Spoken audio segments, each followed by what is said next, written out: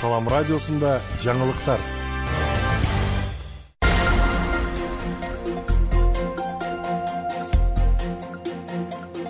Арыбаңыз ардактуу угарман жана көрүүчү, эфирде жаңылыктар түрмөгү. Аны менен мен Нурбейла Шуркызы тааныштырам.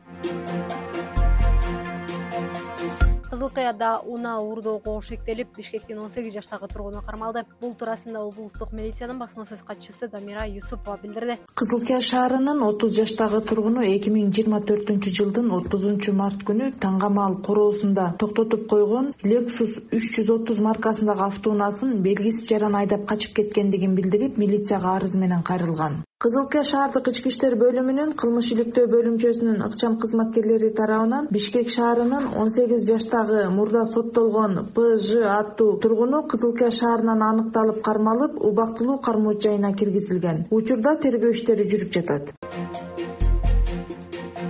Адамжайдагы муниципалдык ишканалардын биринин директору кызмат абалынан кыянаттык менен пайдаланууга шектелип кармалды. Бул тууралуу Ички иштер министрлигинен билдиришти. Маалыматка караганда, шектүү банктагы жеке кызыкчылыгынан пайда табуу максатында ишкананын эсебинде субсидия катары түшкөн 1 миллион сомду алып, акчанын бир бөлүгүнө Mercedes-Benz Sprinter автомашинасын сатып алып, өз атына каттатып, калган акча каражатын өзүнө ыйгарып алган. Бул факты боюнча Жазык кодексинин кызмат абалынан кыянаттык менен пайдалануу беренеси боюнча кылмыш иши козголуп, учурда тергөө иштери уланып жатат.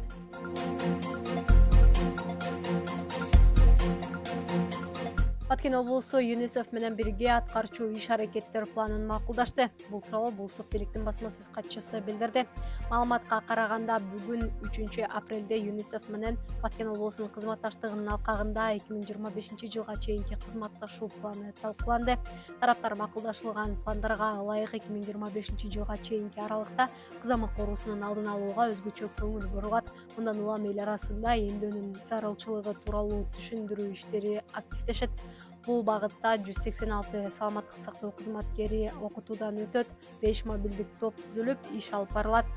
Ал эми билим берүү тармагы боюнча 2024-жылдын июнь айына чейин 1750 мугалим биринчи психологиялык жардам көрсөтүү боюнча окутуудан өтүп, иш алып барат. Белгилей кетсек, ЮНИСЕФ уюму Баткен облусунун аймагында балдардын коопсуздугу, билим берүү, туура тамактануу боюнча иш алып барып келет.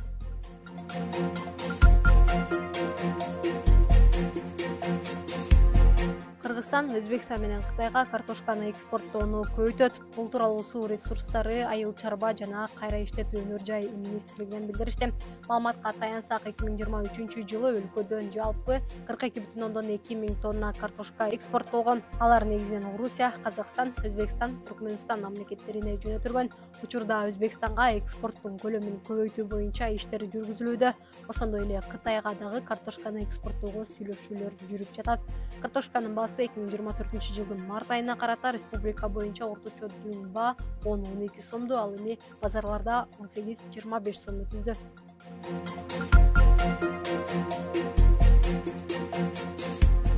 Күндүн маанилүү делген жаңылыктары мына ушулар болду. Кайрадан эфир аркылуу амандашканча саламыңыз түз болсун.